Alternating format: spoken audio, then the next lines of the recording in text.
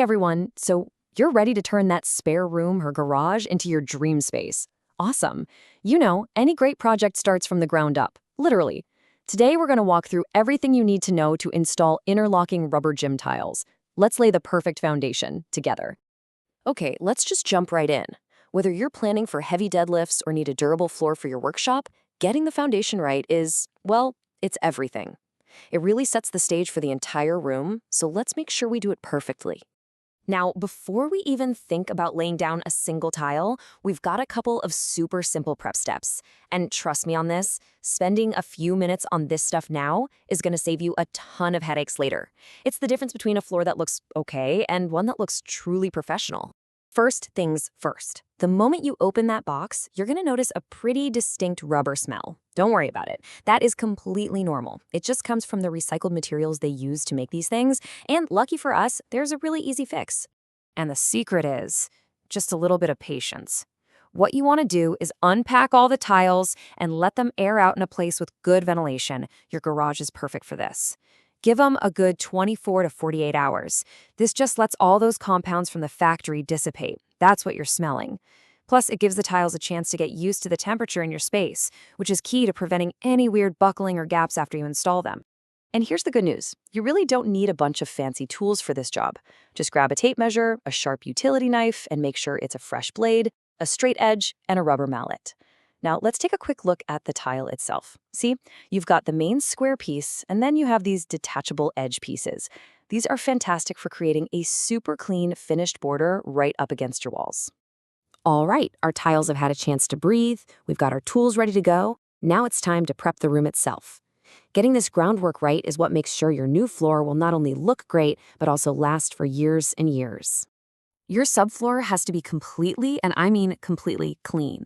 Any little speck of dust, a tiny pebble, or some leftover grit can actually stop the tiles from sitting perfectly flat and locking together the way they should. So give that whole area a really thorough sweep, or even better, a good vacuuming. So let's talk subfloor do's and don'ts real quick. Do make sure it's a hard, smooth, and level surface. If you've got any big cracks, patch them up first. Now for the don'ts, you can technically lay these over a very low pile carpet, but it's not really ideal. The tiles just might not lock together as securely. But here's the big one, the most critical rule. Do not, under any circumstances, lay these tiles on a damp floor. If you trap moisture under there, you're just asking for mold and nasty smells.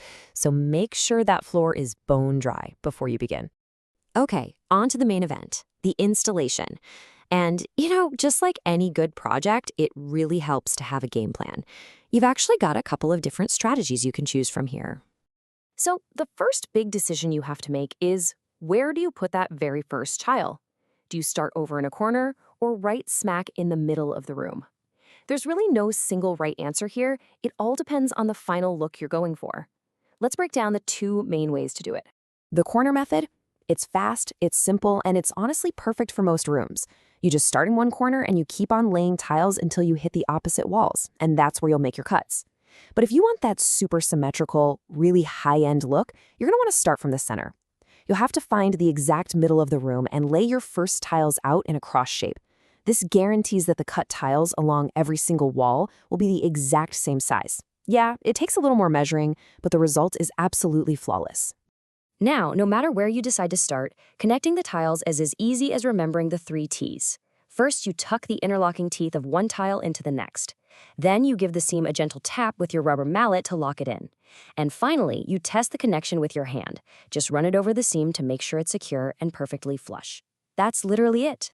All right, now for the part that I know can seem a little intimidating.